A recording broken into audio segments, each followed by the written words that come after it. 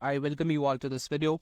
And today in this video, we are going to discuss about SQL update statement. So first of all, I will open a new query window. So for that purpose, I will click here on new query and it will open a new query window for us.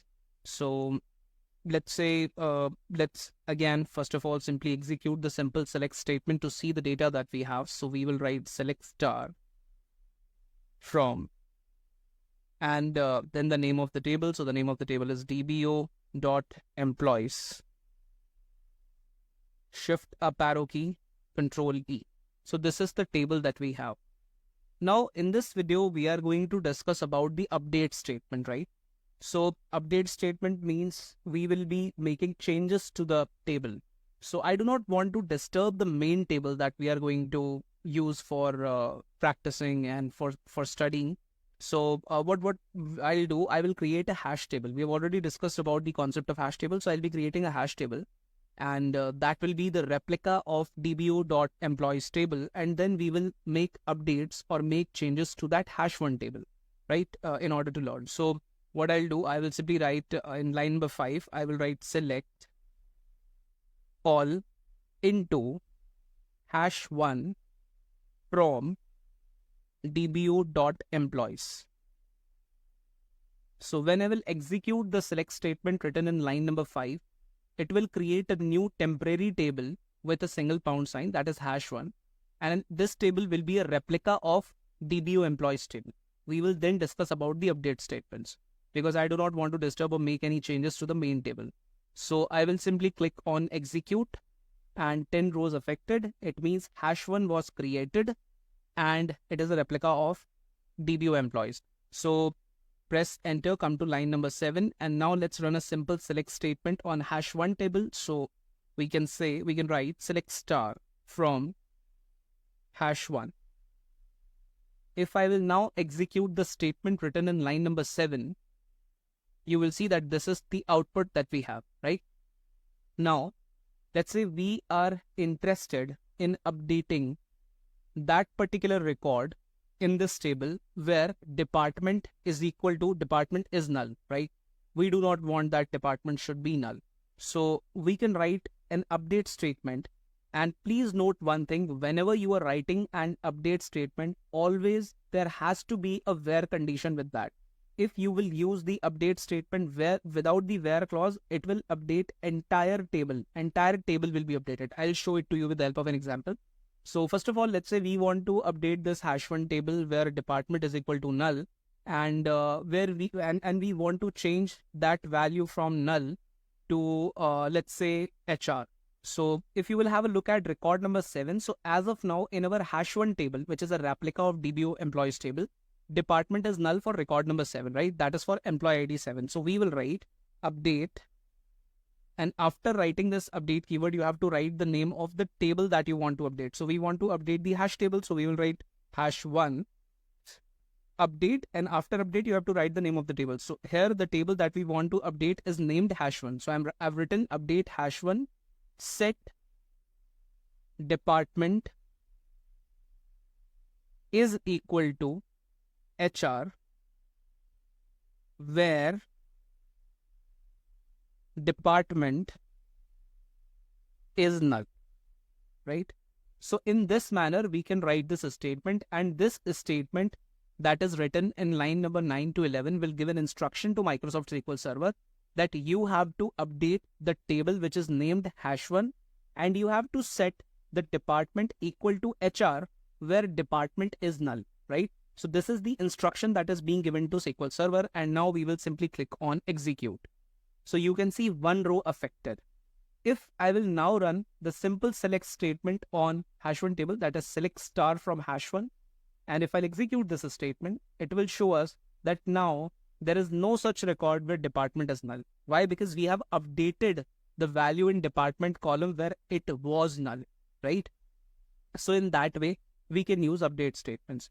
Now let's say we are not only interested in updating the value of one column, but we are interested in updating the values of more than one columns for employee ID equal to 7, right? So here as of now, you can see that for record number 7 or employee ID is equal to 7, salary is null and hire date is also null. Both the values are null. So we want to update salary and hire date for employee ID is equal to 7. So how we can give that instruction to SQL Server? So I will come to line number 13 and here I will write update. The table that we have to update is named hash1. So I'm writing update hash1. Then set, we need to set the value of salary column to be equal to, let's say, 89,000. So I've written set salary is equal to 89,000. Then comma, we want to set the value of hire date as well. So we can write hire date equal to, inside the single quotes, we can write, let's say 2023, let's say 1st January, right? And then, as I've already told it to you, that never forget to provide a where condition whenever you are writing an update statement, else it will update all the records.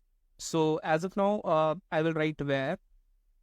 We want to update the records for employee ID is equal to 7. So we will say update hash1, set salary is equal to 89,000 and hire date is equal to 1st January 2023, where employee ID is equal to 7, right? If I will now execute this statement, update statement written in line 13 to 15, I have selected this part and now I'll simply click on execute. So you can see one row affected. If I will now run a simple select statement on hash1 table again to see the record for employee ID 7, so we can write select star from hash1 where employee ID is equal to 7, and if I'll execute the statement written in line 17, so I will select it and I will execute it. So you will see that for employee ID equal to 7, now there is no such column value which is equal to none, right? Because we have updated these column values, right? So that's how you can use the update state. Now, if again we will run a simple select statement on hash1 table, so we can select this much part which is highlighted in blue as of now on the screen, written in line 17, not the entire part, but only this much, that is select star from hash1. And if I'll execute it, you will see that entire table is shown to you in the output, and now there are no nulls because we have used update statement to remove these null values for hash1 table. We made the changes to hash1 table. Right now, let's say, let's take an example to understand that what might happen to a table if you will not use the where clause with update statement. So I will again create one more temporary table which will be named hash2, and we will then experiment on that particular table. So for that purpose, I will first of all write select star into hash2. So hash2 is the new table that we are going to create, and again hash2 will be a replica of DBO employees table. So we will write select all into hash2 from DBO.employees. Let's select the statement written in line 19 and press Ctrl E. So 10 rows impacted. Press enter twice, come to line number 21. Now let's run a simple select statement on hash2. So we can write select star from hash2. So if I will now execute the select statement written in line number 21, so this is the output that we have. Now let's say we are writing an update statement where we want to update the department, and department should not remain null. Wherever it is null, it should not remain null. So for that purpose, let's say we are writing a statement update hash2 where, sorry, we will not be using where to see that what is the impact if we do not use the where condition. So update hash2 set department is equal to, let's say, finance.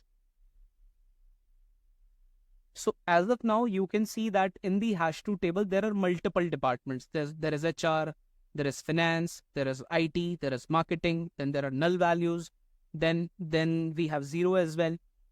So we have different types of values in this column, right? Let's say we are not using any where condition, and we are simply executing this update statement written in line 23 and 24. And let's select this part and let's execute. So 10 rows affected. We were having null in department column only for employee ID 7, while it shows the message 10 rows were impacted. So it impacted all the rows.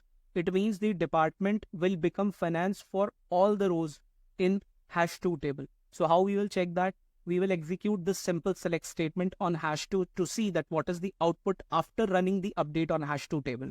So select star from hash2 and execute. You can see that the department was updated for all the records, while that was not the aim. We wanted to update the department, but department was equal to null. But when we executed this statement written in line 23 and 24 without a where condition, it updated all the records.